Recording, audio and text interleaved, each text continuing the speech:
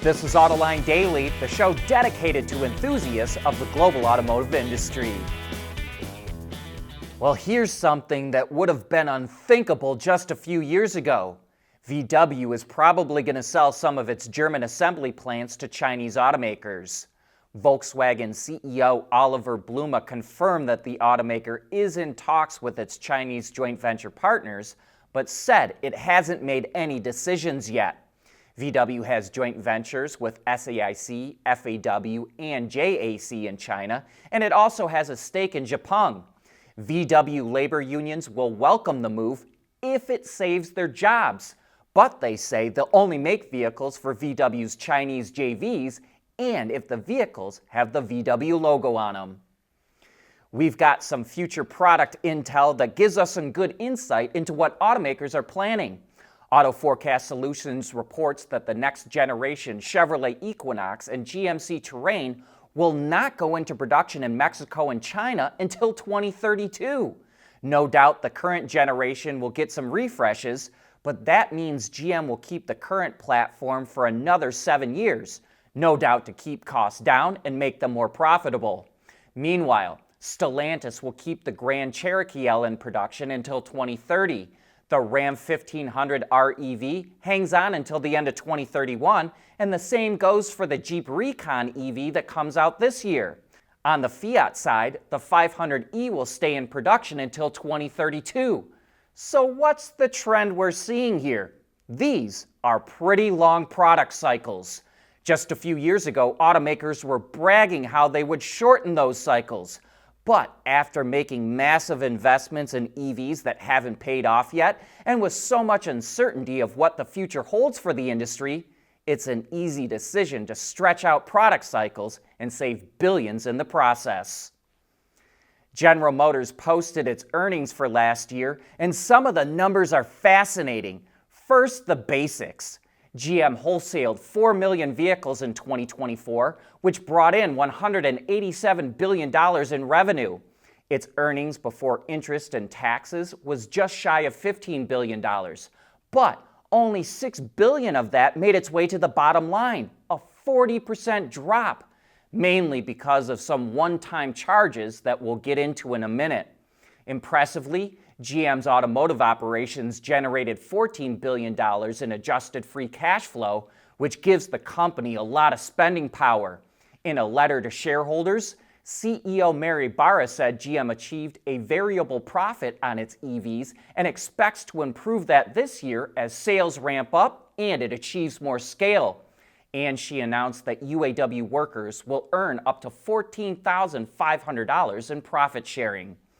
But GM's results would have been a whole lot better, except that it had to take some very expensive one-time write-offs. It took a $4 billion charge for restructuring its Chinese operations. We haven't heard of any specifics yet, but that would likely include closing down some assembly plants in China. GM took a $1.1 billion charge to close down Cruise and bring the autonomous technology unit back into the mothership. GM also paid nearly $1 billion to buy out the franchises of Buick dealers who have declined to go along with Buick's EV strategy. And GM is spending $64 million to relocate its headquarters in downtown Detroit. Put all these items together, and GM booked nearly $6.5 billion in restructuring costs. If they're truly one-time costs, then that bodes very well for GM's 2025 earnings because most of that money will drop to the bottom line.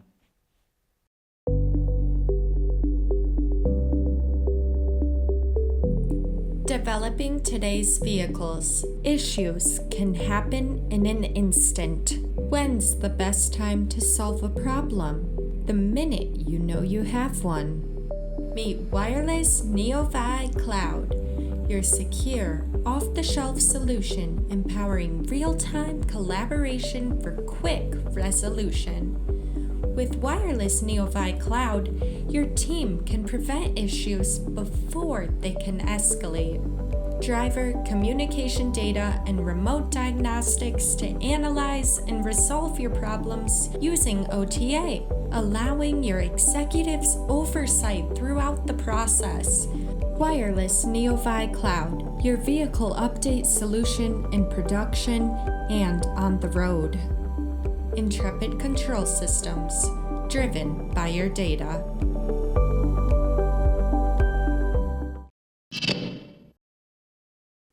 Tesla will also announce its Q4 and full-year results for 2024 tomorrow, and shareholders have some pretty hard questions for Elon Musk to answer. Tesla allows shareholders to post questions on a platform called Say Technologies, and then other shareholders can vote in favor of questions they want asked during the company's earnings call. Questions with the most votes will move to the top of the list, and some of those include: is Tesla still planning to release unsupervised full self-driving this year in California and Texas? When will the Optimus robot go on sale, and what will it cost?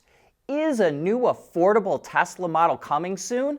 And then the list goes on and on from there. Opel is teaming up with a French company whose name looks like dangle, but I believe it's pronounced more like D'Angel, to come out with a new 4x4 version of one of its commercial vans. But unlike a lot of other models that send power to all four wheels, there's no mechanical link between the engine and rear wheels. The Opel Combo 4x4 uses a self-contained e-axle unit that kicks into action anytime the vehicle detects wheel slip. Owners can choose between auto, low, and lock. I wasn't able to find out how much power the rear motor generates, but it's combined with the Combo's 130 horsepower diesel engine and fed by a 48-volt battery pack that's nearly 5 kilowatt hours. There's no plug to charge that pack either. It gets its energy while the vehicle is coasting or during regen braking. The Combo 4x4 also includes additional protection for the engine, gearbox, and fuel tank, as well as 90 millimeters or about 3.5 inches more ground clearance. It looks like an upgrade like this would cost about 9,250 euros on top of the vehicle price. And speaking of new models and sticking in the Stellantis family, Fiat is launching its new small crossover, the Grande Panda, in March. It's built on the same platform as the Citroën C3 or the Opel and Vauxhall Frontera, and it features similar hybrid and all-electric powertrains. The EV comes with a 113 horsepower electric motor, a 44 kilowatt hour battery pack, and a WLTP range of 320 kilometers or nearly 200 miles. The hybrid has a 1.2-liter three-cylinder engine paired with a 6-speed automatic transmission incorporated with a 21 kilowatt electric motor. Like the C3 and Frontera, the Grande Panda also offers more affordable pricing. The hybrid will start at less than 19,000 euros, and the EV will start under 25,000 euros.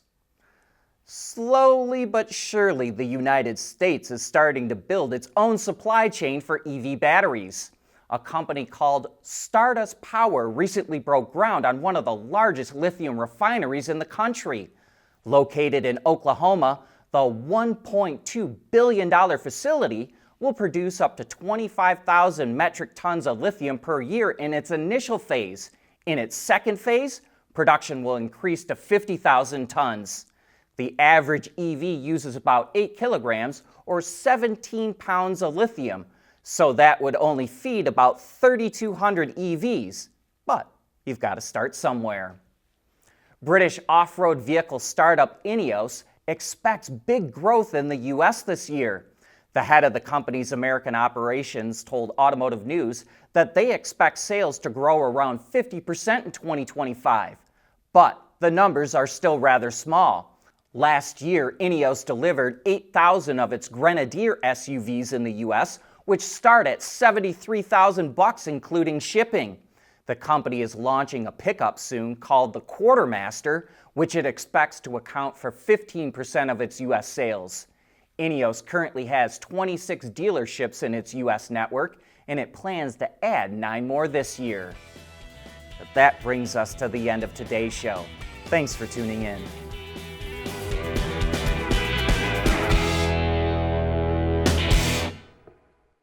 Autoline Daily is brought to you by Intrepid Control Systems. Over-the-air engineering boost your game. And by Teijin Automotive Technologies, the formula for better mobility. There's nothing wrong with heavy metal. Hey, lighten up. But with world-class composite material, Teijin Automotive Technologies makes vehicles lighter, safer, and more eco-friendly.